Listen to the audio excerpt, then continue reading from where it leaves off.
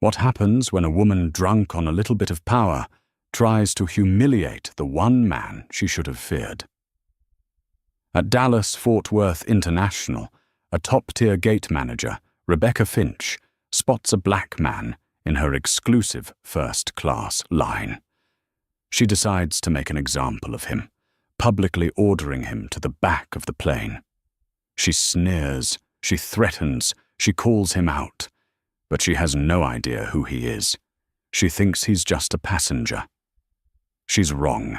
He's the one man who can end her entire career with a single sentence, and he's about to go on the clock.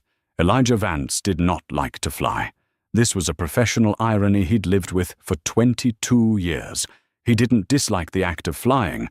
As a former Air Force KC-135 pilot, the physics of lift and thrust were a comfort to him. What he disliked was the process. The cattle call of the terminal, the sticky floors, the background radiation of anxiety from thousands of people just trying to get somewhere else. He stood near Gate C-27 at Dallas-Fort Worth International, a colossal cathedral of glass and steel. It was 7:15 a.m. The terminal hummed with the strained energy of 1,000 first cups of coffee.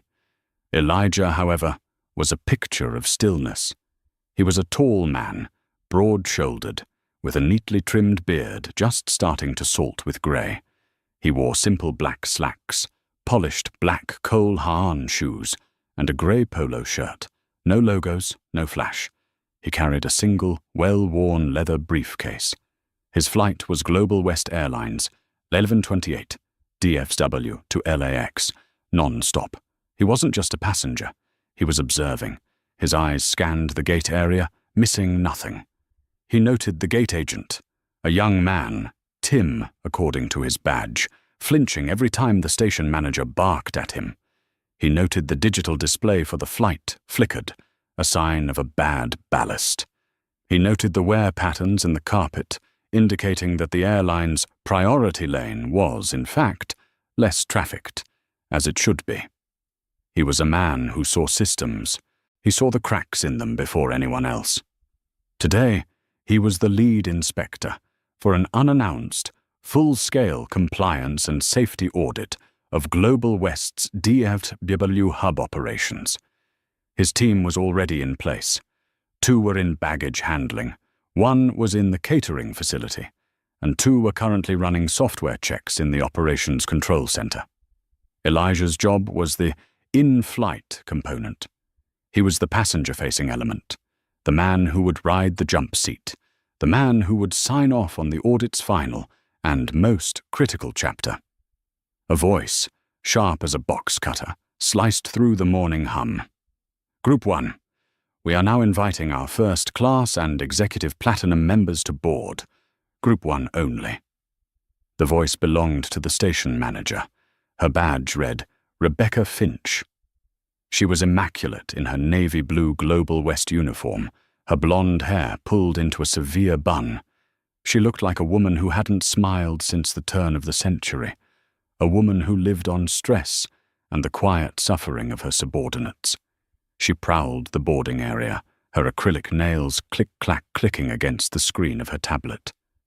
Elijah picked up his briefcase, took a sip of water from a bottle, and walked toward the priority lane. He stepped in line behind a man in a rumpled Armani suit who was already yelling into his phone. He was the 4th person in line.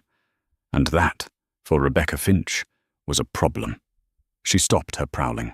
Her eyes, a pale, cold blue, landed on Elijah. She scanned him, from his simple polo shirt to his non-designer shoes. Her lip curled just slightly. It was a micro-expression of profound disbelief, of offense. He didn't belong. She marched over, planting herself directly in his path, forcing the line to a halt. "Sir," she said, her voice loud enough for the entire gate to hear. "Sir, I'm going to have to stop you." Elijah met her gaze. He kept his expression neutral. "Ma'am, this line," she said, gesturing with a dramatic sweep of her arm, "is for our first class and executive platinum members. Only." The man in the Armani suit turned around, annoyed at the delay. The people in the economy boarding groups, a crowd of about 80, all turned to watch. The show had begun. "I believe I'm in the correct line," Elijah said, his voice quiet, calm. Rebecca Finch let out a short, sharp laugh. It was a sound devoid of humor. "Oh, I see. No, sir, I see this all the time. This is Group 1. She pointed to the large 4 on the monitor nearby. "The line for Group 4 is back there. You'll have to wait your turn like everyone else." It was a public execution. Every word was designed to humiliate, to put him in his place. The implication hung heavy in the air, thick and toxic. You don't get to be here." Elijah did not move. He did not look angry. He did not look embarrassed. He simply looked at her. And in that moment, he ceased to be a traveler. He was at work. "Miss Finch," he said, his voice still low, but now carrying a new weight. "Please scan my boarding pass." He held out his phone, the QR code glowing on the screen. She scoffed. "Sir, I don't need to scan your pass to know you're in the wrong place. Now, are you going to step aside, or am I going to have to call airport security and have you removed for failing to follow crew member instructions?" The threat was the final escalation. The crowd murmured. The man in the Armani suit, Mark, sighed. "Just go to the back, man. You're holding up all of us who actually paid for our tickets." Elijah's eyes flicked to Mark. He noted the man's face. Then he looked back at Rebecca. "You've threatened to call security, Miss Finch," Elijah said, his voice hardening just a fraction. "You've publicly accused me of— What? Trying to sneak on? You've done this in front of 50 or more passengers.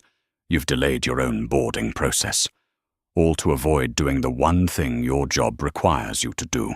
He pushed his phone half an inch closer to her. "Scan. The pass." Rebecca Finch was livid. It was one thing for someone to try and sneak past. It was another to be challenged. This man, in his cheap polo shirt, was questioning her authority in her terminal. Her face flushed a deep, blotchy red. "Fine," she spat. She snatched the phone from his hand, her nails scraping the glass. "You want me to scan it? I'll scan it. And when it beeps red, I'm calling DFW police. I'm sick of people like you." "People like you." The words echoed in the sudden silence of the gate. The young agent, Tim, looked at the floor, his face pale. Even Mark, the obnoxious businessman, winced. Rebecca turned to her scanner. She jammed the phone under the red light. She was expecting the dull, negative bonk and the red invalid screen. She was already winding up to deliver her final, triumphant, "Get out!" Instead, the scanner emitted a high, affirmative chirp she had never heard before. And the screen didn't turn red. It flashed bright green. A message, one she had never seen in her 14 years with the airline, filled her monitor. "Access granted. Priority flag passenger. EVANS affiliation. FedGov, FAA seat. 0A, jump seat. Do not delay. Do not question. Notify crew of FAA ride along." Rebecca Finch's entire body went rigid. All the blood drained from her face, leaving her with a pale, waxy complexion. Her hand, still holding Elijah's phone, began to tremble. She read the words again. "FAA, jump seat. Do not delay." She had just threatened to call the police on a Federal Aviation Administration inspector. The gate area was utterly silent. Everyone was watching her. They had heard her bravado, her threats. Now they saw her paralysis. Elijah waited a long beat. Then he gently reached out and took his phone from her frozen hand. "As I was saying," he said, and his voice, though quiet, seemed to fill the entire terminal. "I am in the correct line." He stepped up to her, his height forcing her to crane her neck back slightly. He looked down at her, not with anger, but with a cold, terrifying disappointment. "My name," he said, very clearly, "is Elijah Vance. I am the lead inspector for the Federal Aviation Administration's Southwest Regional Office." A passenger in the back gasped. Mark, the Armani suit, looked like he'd been punched. "I am here," Elijah continued, "to conduct an unannounced audit of Global West's operations, starting with this flight, 11:28 to Los Angeles. My official credentials will be presented to the captain, as I will be riding in the cockpit jump seat. My team is already on site." He paused, letting the words land. Rebecca's mouth opened and closed, but no sound came out. "Your behavior, Ms. Finch," he said, his voice dropping to a near whisper. "Your decision to publicly profile and harass a passenger, your immediate escalation to threats, and your refusal to do your basic job function have all been noted." He looked past her at the stunned junior agent, Tim. "You may proceed with boarding the rest of the passengers, starting with Mr." He glanced at the businessman. Mark. "Mark Jenkins," the man stammered. "Mr. Jenkins," Elijah said, then nodded. He then looked back at Rebecca, who hadn't moved a muscle. "You and I will be having a very detailed conversation when I return to DFW, as will your supervisor. And his supervisor." He stepped around her, walked down the jet bridge, and disappeared onto the aircraft. For a full 30 seconds, the gate was silent. Then, slowly, Mark Jenkins picked up his bag and, without looking at the humiliated station manager, walked past her and onto the plane. The dam broke, and the rest of the first-class passengers followed, none of them able to look her in the eye. Rebecca Finch stood alone, trembling, in the middle of the boarding area.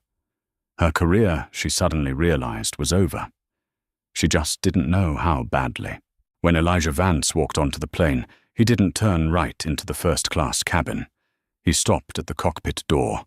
A flight attendant, Chloe, smiled at him, her customer service expression plastered on. "Good morning, sir. First class is to your right." "Good morning," Elijah said, pulling his FAA credentials from his briefcase. The laminated gold and blue badge caught the light. "My name is Inspector Elijah Vance. I'm with the FAA. I'll be riding the jump seat for this leg." Chloe's professional smile didn't just fade. It fell off her face.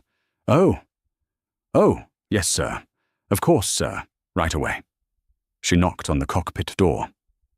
"Captain, it's Chloe. We have an FAA inspector for the jump seat." The door buzzed and clicked open. Elijah stepped into the technical heart of the Airbus A321. The space was small, bathed in the glow of 100 screens and switches. The two men in the pilot's seats turned. The captain, a man in his late 50s with D. Miller on his badge, and the first officer, a younger man named S. Davies, both stared. "Gentlemen," Elijah said, offering his credentials. "Inspector Vance, this is a standard compliance ride-along, part of a larger audit. Just pretend I'm not here." This, of course, was impossible. Having an FAA inspector in the jump seat is the aviation equivalent of having the IRS audit you while you're trying to do your taxes. "Inspector," Captain Miller said, his voice suddenly tight. He cleared his throat. "Welcome aboard. Glad to have you. Just, wasn't on the schedule." "They never are, Captain," Elijah said, warmly, trying to put them at ease. He wasn't after them. He was after the system. "Just do your jobs. I'm just a passenger with a better view." He settled into the cramped seat behind the pilots as they began their pre-flight checks. For the next 30 minutes, Elijah was silent. He listened. He watched. Pre-flight check. Flaps. Set. 5. Rudder. Checked. Fuel. 68,000 pounds. Confirmed. It was a precise, practiced ballet of call and response. But Elijah was listening for what wasn't said. He was watching for the shortcuts, As they taxied, a call came from the tower. Global West 1128, you're number 3 for departure, runway 18R. Be advised, ground crew reported a minor baggage imbalance. Do you need to return to gate? Elijah's head snapped up. Captain Miller sighed. Tower, Global West 1128. Negative. We'll take it as is. Just a few bags. Elijah's pen, which had been still, started to move in his small, leather-bound notebook. A baggage imbalance, even a minor one, could affect the plane's center of gravity, its fuel burn, its takeoff performance. For the captain to wave it off so casually was a data point. Captain, Elijah said, his voice conversational. Sir, Miller responded, his eyes on the taxiway. That baggage imbalance, did the final manifest reflect that? We got the final sheet. Yes, it's within tolerance, Miller said, a little too quickly. Mind if I see it? The first officer, Davies, nervously printed a small slip of paper from the dash-mounted printer and handed it back. Elijah looked at it. The numbers were clean.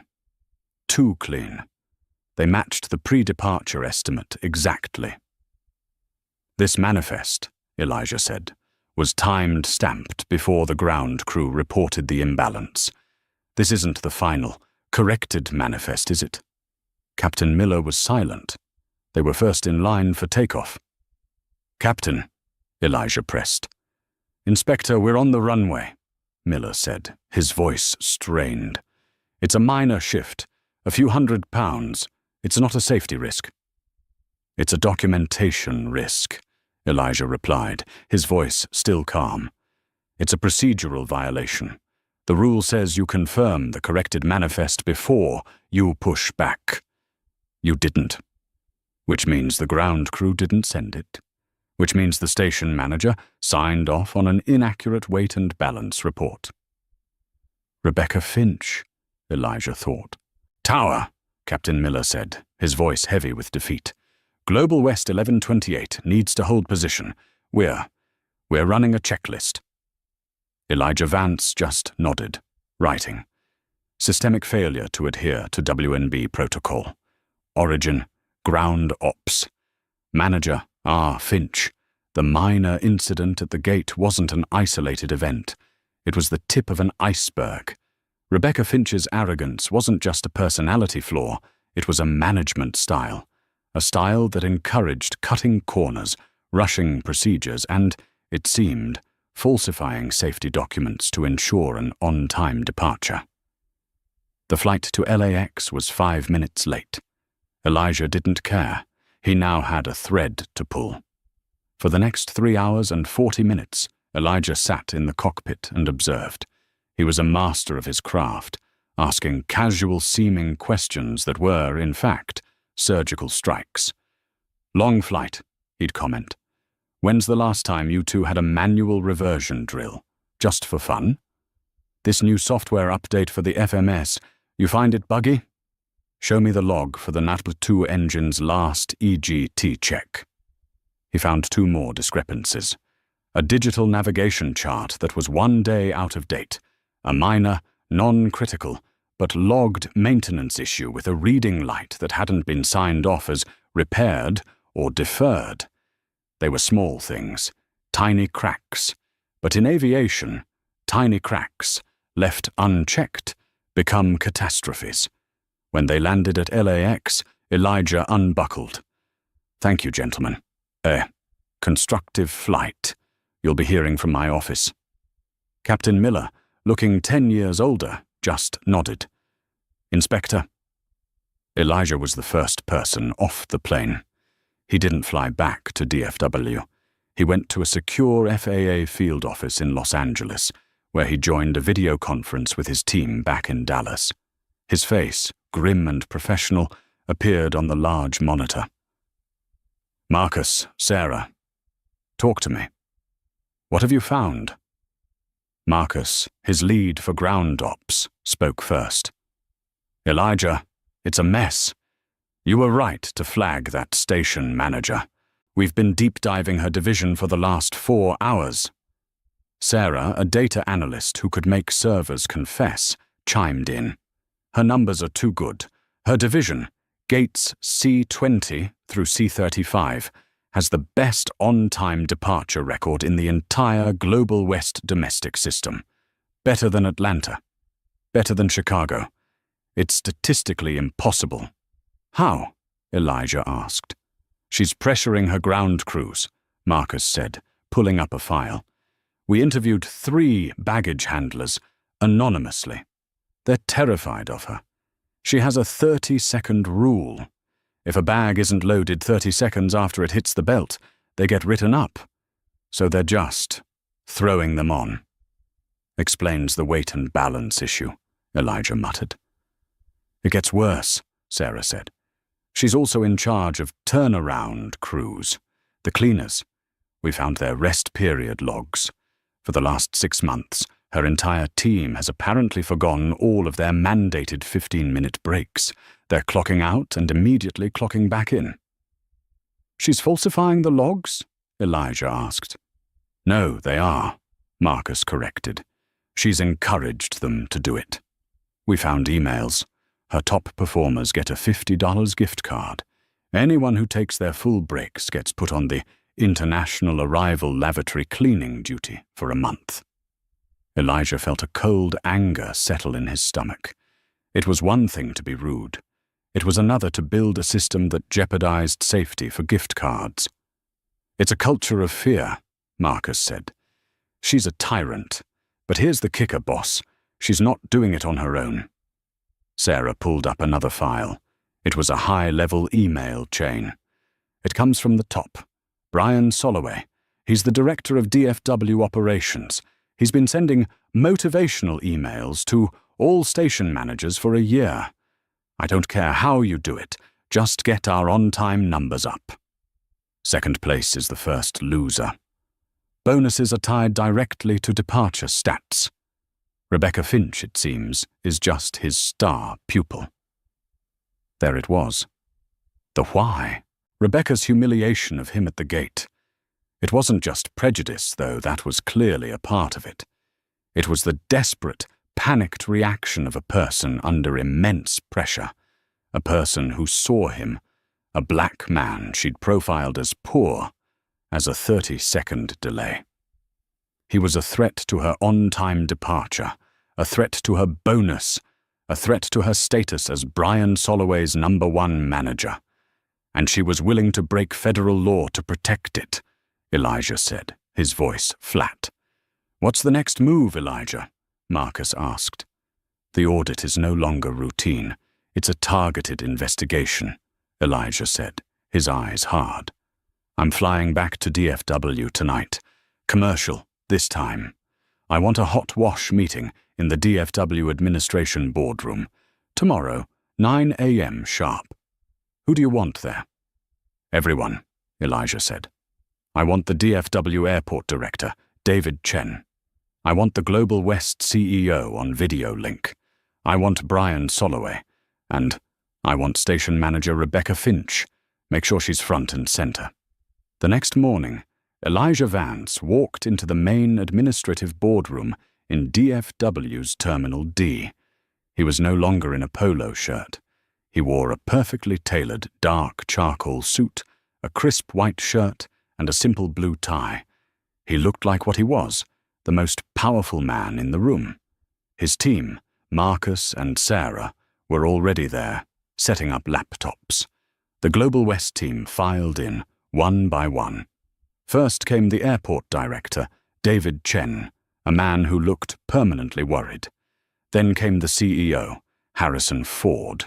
No, not that one. On a massive video screen, his face projected from the New York headquarters. Then came Brian Soloway, a slick man in an expensive suit, smiling and shaking hands, radiating false confidence. And last, like a lamb to the slaughter, came Rebecca Finch. She had clearly not slept. Her makeup was caked on, failing to hide the dark circles under her eyes. Her severe bun was still in place, but it looked less professional, more brittle. When she saw Elijah at the head of the table, his briefcase in front of him, Her breath hitched. She froze. "Miss Finch," Soloway hissed at her. "Sit down. What's wrong with you?" She stumbled into the chair farthest from Elijah, next to her boss. "Thank you all for coming," Elijah began. The room fell silent. "I am Inspector Elijah Vance, lead for this FAA compliance audit. What was scheduled as a routine check has, over the last 24 hours, become a formal investigation into a series of systemic, dangerous, and, I'm afraid, willful violations of federal aviation regulations at this hub." The CEO's face on the screen tightened. Soloway's smile vanished. "I will not mince words," Elijah said. "Global West's DFW operation is a house of cards, and the rot starts at the top." He nodded to Sarah. She clicked a button. The main screen lit up with Brian Soloway's emails. "I don't care how you do it. Bonuses are tied to departure stats." Soloway went pale. "Now that's just motivational speaking. That's out of context." "Is it?" Elijah countered, his voice like ice. "Because my team found that your motivation has led to a culture where, among other things, your ground crews are actively falsifying rest logs to avoid punishment, where maintenance logs are being pencil-whipped to turn planes around faster, where cargo manifests are being ignored, creating significant weight and balance risks." He motioned to Marcus, who detailed the findings from Flight 1128, the late WNB report, the out-of-date chart, the unlogged maintenance item. "These aren't clerical errors, Mr. Soloway," Elijah said. "This is gross negligence. This is a management team so obsessed with a bonus that they are willing to risk the lives of 200 passengers at a time." Soloway began to bluster. "This is an outrage. Our safety record is perfect. You're talking about paperwork."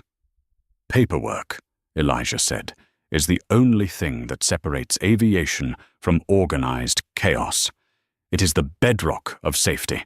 And as for your culture," Elijah continued, his gaze sweeping the room, "it was put on full display for me yesterday morning." He finally turned his full attention to the trembling station manager. "Ms. Rebecca Finch." She visibly flinched, as if he'd struck her. "Yesterday, at gate C-27, Elijah said, Ms. Finch, in her capacity as a manager for Global West, publicly targeted, harassed, and threatened a passenger based on, as far as I can tell, his race and his clothing."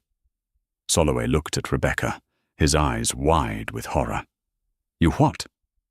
"She accused me of trying to steal a first-class seat," Elijah said. "She refused to scan my boarding pass. She threatened to call airport security to have me removed, delaying her own flight." Rebecca's face crumpled. "No, I didn't know." "You didn't know I was an FAA inspector," Elijah finished for her. "That's the point. You shouldn't have to know. Your behavior was unacceptable for any passenger. But what it truly demonstrated, Miss Finch, was the at-all-costs mentality your boss, Mr. Soloway, has cultivated." He stood up and walked slowly toward her. "You saw me as a problem, a delay, a threat to your perfect on-time record. And your instinct was not to serve, not to check, but to crush, to humiliate, to remove." He leaned in. "And that is exactly what you have been doing to your employees. You've been crushing them, forcing them to skip breaks, threatening them into cutting corners, bullying them into falsifying safety documents. Your actions at the gate were not an exception to your management style, Ms. Finch. They were the perfect example of it." Rebecca Finch began to sob. Not quiet tears, but body-racking, ugly sobs. Brian Soloway shot to his feet. This is her, a rogue employee. She's fired. Rebecca, you're fired. See? Problem solved." Elijah laughed. It was a cold, sharp sound. "Sit down, Mr. Soloway. You don't get it, do you? She is your creation. She is your star pupil. Firing her is a start, but it's not the solution. You are the problem. The CEO on the screen finally spoke. Inspector Vance. What happens now? Elijah Vance walked back to the head of the table. Now, he said, we discuss the fines. The fines were not small. Elijah laid out the FAA's case. It was ironclad. 1. Violation. Systemic failure to adhere to weight and balance, W&B reporting. Falsified manifest on Flight 1128. 2. Violation 2. Coercion of ground crews, leading to falsified duty rest logs, a direct violation of crew fatigue rules. 3. Violation 3. Failure to maintain up-to-date navigational and maintenance logs, the issues on the flight deck. 4. Violation sort of 4. Failure to comply with the Passenger Bill of Rights and federal anti-discrimination statutes. This was the one Elijah had built around Rebecca's actions. We found 14 other passenger complaints against Miss Finch in the last quarter alone, Elijah said, his voice flat. Complaints of discrimination, of harassment, of verbal abuse. All of them were dismissed by her, without review, and countersigned by Mr. Soloway. Brian Soloway just stared at the table, his slick-backed hair seeming to wilt. The initial proposed fine, Elijah said, for these violations is $2.4 million. The CRO on the screen choked. David Chen, the airport director, put his head in his hands. Furthermore, Elijah continued, Global West's DFW hub will be under probationary review for the next 18 months. My team will be on site, indefinitely, and every single Global West employee, from the baggage handlers to the CEO, will be required to undergo mandatory, federally approved retraining in both safety compliance and passenger anti-discrimination policies. The cost of the fine was one thing. The cost of the retraining and the probationary status would cost the airline tens of millions. This is, the CEO stammered, this is catastrophic. No, sir, Elijah said. Catastrophic is a wing separation on takeoff because a maintenance crew was too terrified of Ms. Finch to log a stress fracture. Catastrophic is a runway excursion because a captain was flying with a WNB report he knew was false. This is an expensive lesson. You will receive our formal report by end of day. He closed his briefcase. Mr. Chen, a pleasure. Mr. Ford, gentlemen. He looked one last time at the two people at the end of the table. Brian Soloway was staring into space, his career a smouldering ruin. Rebecca Finch was still sobbing, but quietly now, her body limp. She was a woman who had built her entire identity on power and control, and in 24 hours, she had lost all of it. Elijah walked out of the room without a backward glance. The FAA's formal report, when it was delivered to the Global West headquarters, was not a document. It was a bomb. It was 412 pages of cold, hard, factual damnation.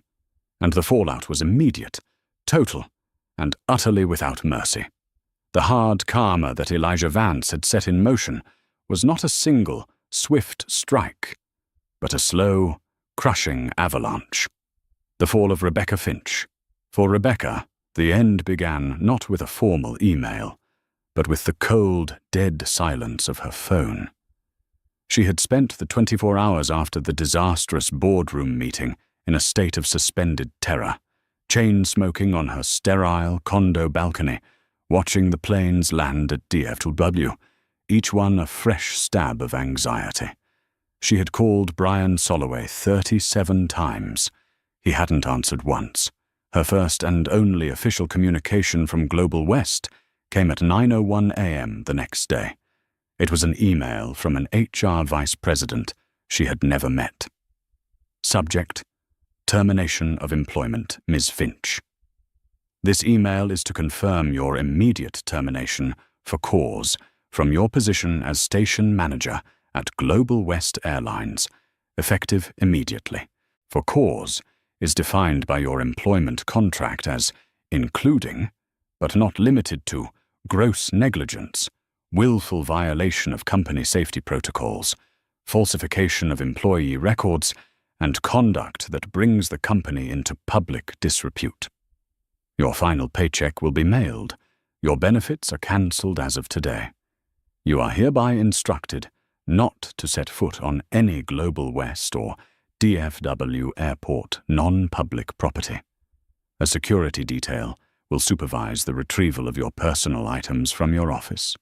There was no severance, no thank you for your 14 years of service, no offer of Cobra. It was an execution. But Brian Soloway, the man she had molded her entire professional life to please, was not going to let her go that quietly. He finally called her at 9:05 a.m., just as she was reading the email for the third time, her hands shaking so badly she could barely hold the phone. "Rebecca!" His voice was not the slick, confident baritone she knew. It was a high-pitched, venomous hiss. "Brian," she breathed, a tidal wave of desperate relief washing over her. "Brian, they fired me. You have to fix this. You have to tell them." "Fix it!" he screamed, and she flinched, pulling the phone away from her ear. "Fix what? You did this. You. I built that hub. I was on track for a vice presidency. And you couldn't just scan a boarding pass." "Brian, it was a mistake. He looked... I don't care what he looked like. You arrogant, stupid. You brought the entire federal government down on our heads. Because of you, I'm in a room with 3 lawyers who are telling me I might be facing criminal charges for those crew logs. Your crew logs." "My logs?" she stammered, the injustice of it stinging more than the firing. "Those were your policies, the gift cards, the #1 hub bonuses. You told me to do it."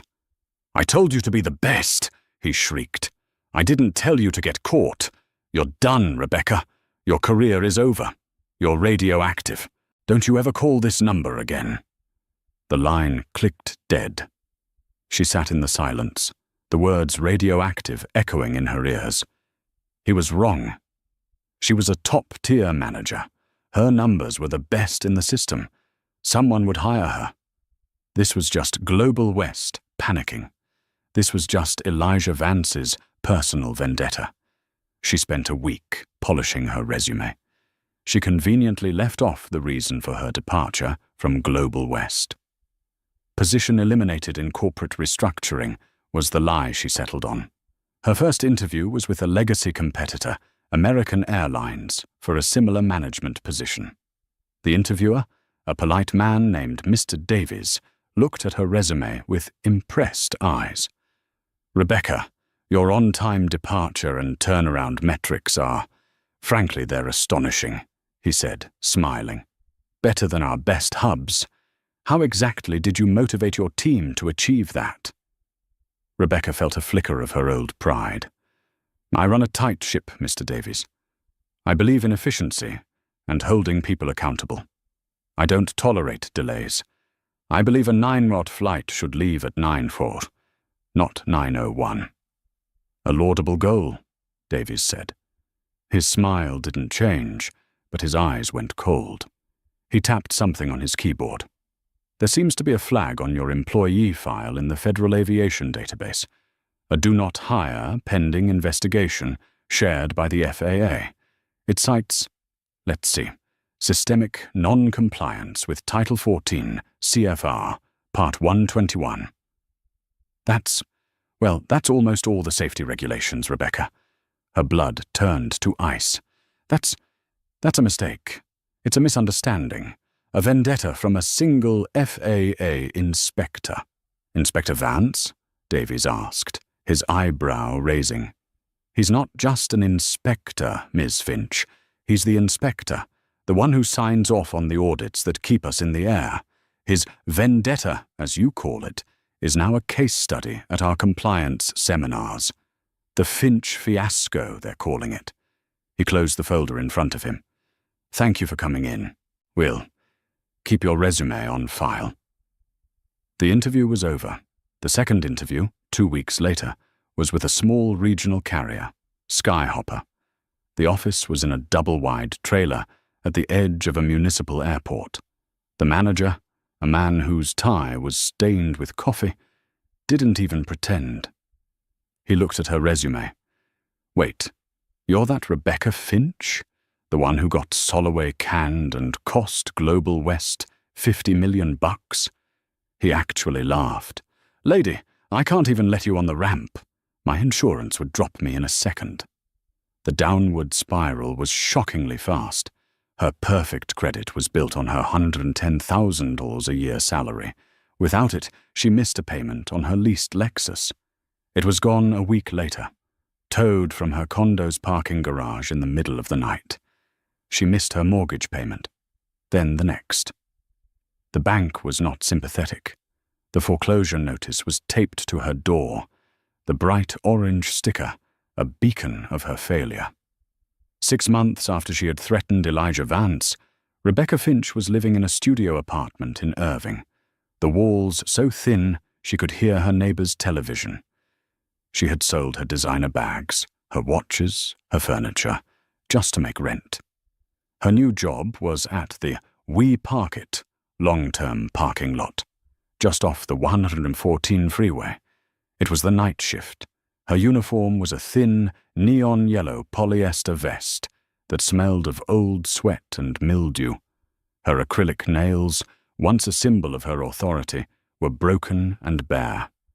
Her severe bun was just a limp ponytail. She stood in a small, particle board kiosk, the air thick with the smell of diesel exhaust and stale coffee. Her job was to take keys and park cars. Around 10 p.m., a Global West A321, the exact type she used to command, roared directly overhead, its landing lights cutting through the hazy night sky. It was so low, she could feel the thunder of its engines in her chest. She flinched, a visceral, painful reaction. The sound of her old life, a life she could see but never, ever touch again. A battered 2005 Honda Civic pulled up, its muffler rattling. A young man in a hoodie, probably a college student, tossed his keys onto the counter. "Night shift, huh?" he said. "Sucks. Hey, try not to scratch it, okay? She's my baby." Rebecca looked at the keys, then at the young man, who was already on his phone, not even looking at her. All the rage, all the humiliation, all the "I am a manager" arrogance that had defined her, bubbled up. She wanted to scream. She wanted to tell him who she was. Instead, she just picked up the keys. "Yes, sir," she whispered, her voice hoarse. "I'll be very careful. Welcome to We Park It." The exile of Brian Soloway. Brian Soloway, unlike Rebecca, was not fired by email. He was given the courtesy of a 10-minute video call with the CEO, Harrison Ford, and 3 of the company's most expensive lawyers. "Brian," Ford began, his face a mask of exhausted fury, "we're terminating your contract, effective immediately." "Harry, wait!" Soloway blustered, trying to turn on the charm that had served him so well. "This is one station manager, a rogue employee. I've already fired her. The system is sound. We hit our numbers." "That's the whole problem, Brian." One of the lawyers, a man named Peters, cut in. "Your numbers were built on falsified logs and coercion. The FAA is holding your emails, Brian. The ones where you explicitly tie bonuses to on-time stats and say, 'I don't care how you do it.' In the eyes of the government, that's not motivation. That's conspiracy to violate federal regulations. That's just management speak. The FAA is fining us $2.4 million to start," Ford said, his voice flat. "And they are forcing a complete, system-wide retraining program, all overseen by them. The hit to our stock and the cost of this retraining will be north of $50 million. All because you wanted a bigger bonus. You're not just fired, Brian. You're lucky you're not being indicted. The screen went black. Soloway, unlike Rebecca, had money. He hired his own pit bull lawyer. Wrongful termination, he yelled, pacing the man's expensive office. Slander. They're making me the scapegoat. His lawyer, a man named Kenner, let him rant for 10 minutes. Then he slid a single piece of paper across the mahogany desk. It was the preliminary discovery request from Global West's legal team. Brian, Kenner said, leaning back. They're not making you a scapegoat. You are the goat. They have your emails. They have Rebecca Finch's sworn affidavit, which she gave them in exchange for them not supporting a federal case against her. She has given them everything. The threats, the punishments, the gift card scheme. If we file this suit, they will depose you. And when they ask, Mr. Soloway, did you write this email? You will have to say yes. And we will lose. And you will pay their legal fees. Soloway's bluster deflated. He sank into the leather chair. So what do I do? You go away, Kenner said. You take the money you have, you sell your house, and you go somewhere quiet. Because your name, in this industry, is poison. You're done. The karma for Brian was not poverty. It was exile. He was a man who lived on handshakes, backslaps, and the deference of his subordinates. That was all gone. He tried to go to the DFW Aviation Executive's annual golf tournament, an event he used to sponsor.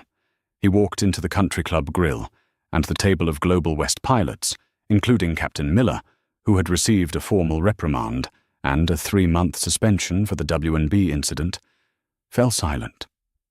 They stared at him. Then, as one, they all stood up, picked up their drinks, and moved to the other side of the room. The message was clear. He was a pariah. He now consults, which is a word for being unemployable. He plays golf, but he plays alone. The education of Mark Jenkins. Mark Jenkins, the man in the rumpled Armani suit, had forgotten all about the incident. He was in the hotel bar at the LAX Marriott, celebrating the closing of a big multi-million-dollar software deal. He was on his 3rd martini, his phone pressed to his ear, laughing. Yeah, I told him, you sign by 5 or I walk. He folded like a cheap suit. Like I said, you just gotta know who's in charge. He trailed off. The CNN report on the bar's television caught his eye. The chyron read, FAA slams Global West Airlines with massive fine over safety and discrimination. He saw the B-roll footage. It was his gate, C-27, at DFW. The anchor, a serious woman, began the report. The investigation, triggered by a routine audit, reportedly uncovered a culture of fear at the Dallas-Fort Worth hub. But sources say the catalyst for the deep dive was a stunning incident where a station manager allegedly harassed and threatened to have a passenger arrested. A passenger who, it was revealed, was a senior FAA inspector. Sources, who asked to remain anonymous, say the inspector, a black man, was profiled by the manager for not looking like he belonged in first class. Mark's martini glass slipped from his fingers, shattering on the bar. The alcohol and glass sprayed across his suit. "Whoa, buddy, you okay?" the bartender asked. Mark didn't hear him. He was pale, his heart hammering. He heard his own voice, arrogant and annoyed, echoing in his head.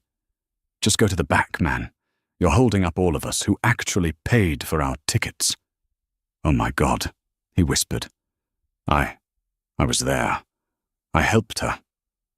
The shame was a physical, sickening thing. He wasn't just a bystander.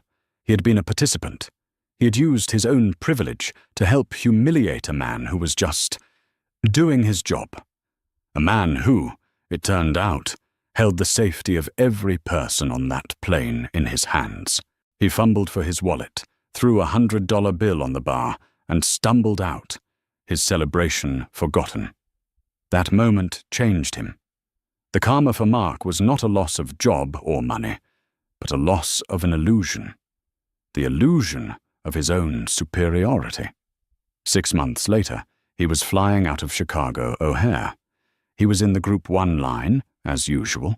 A few people ahead, a young Hasidic Jewish couple was struggling with 2 strollers and a car seat. The gate agent, new and nervous, was getting flustered. "Sir, you're only allowed 2 carry-ons. You're blocking the lane." Another passenger behind Mark sighed, loud and performative. "Jesus, can't these people follow the rules? Just move." Mark felt a jolt of déjà vu. He saw Elijah Vance's calm face. He saw Rebecca's sneer. He saw his own ugly reflection. He stepped out of the line. "Ma'am," he said to the gate agent, his voice quiet and polite. "Federal regulations state that child safety seats and strollers are exempt from the carry-on limit. They're medical and assistive devices. Right?" The agent blinked, surprised. I think so."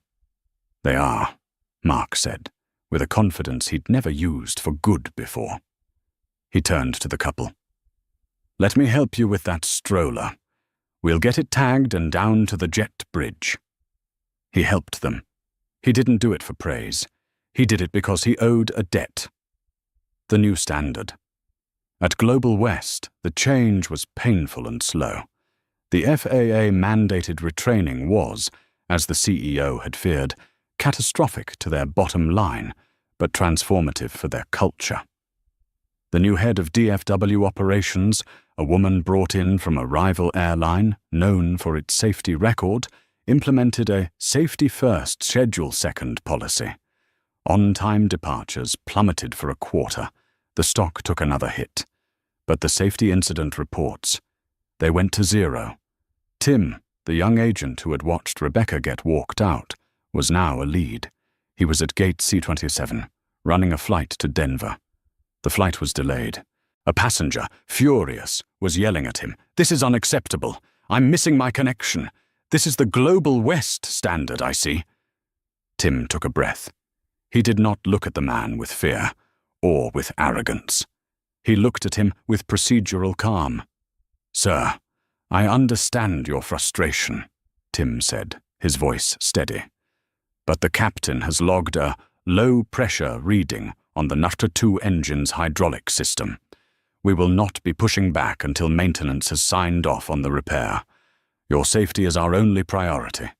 I would be happy to rebook you on the next flight, but this plane is not leaving until it is 100% safe."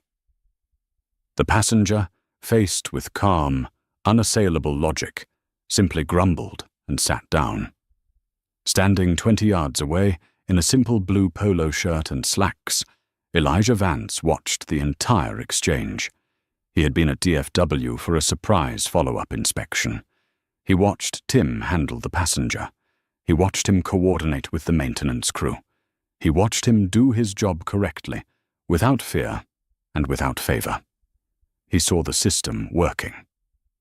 Elijah Vance allowed himself a brief, private nod of satisfaction, a quiet acknowledgement that his mission at DFW had come to an end exactly as planned. The long hours, the scrutiny, the endless checklists, all of it had paid off. With calm precision, he reached for his well-worn leather briefcase, its handle molded perfectly to his grip after years of travel. Around him, the terminal buzzed with life, rolling suitcases, echoing announcements, and the constant rhythm of people moving from one destination to another. Blending effortlessly into the crowd, Elijah adjusted his tie and headed toward his next gate, his mind already shifting to the work ahead. There was another audit waiting in Atlanta, another set of systems to verify, another layer of safety to ensure. The job never truly ended, but that was how he preferred it. For now the skies were safe, and as long as Elijah Vance had anything to say about it, they would stay that way. In the end, Rebecca Finch's arrogance and prejudice cost her everything. She thought she was just putting a low-class passenger in his place, but she was actually threatening the very man responsible for keeping the skies safe. The hard karma didn't just hit her, it hit her entire company. It serves as a powerful, real-life reminder. The person you look down on today might be the one person you cannot afford to anger. The uniform doesn't always make the man. Sometimes the man in the simple polo shirt holds the power to shut your entire operation down. What did you think of Rebecca's instant karma? Have you ever seen someone drunk with power get put in their place? Let me know your thoughts in the comments below. And if you enjoyed this story, please hit that like button, share this video with a friend, and subscribe for more true life stories of karma and justice.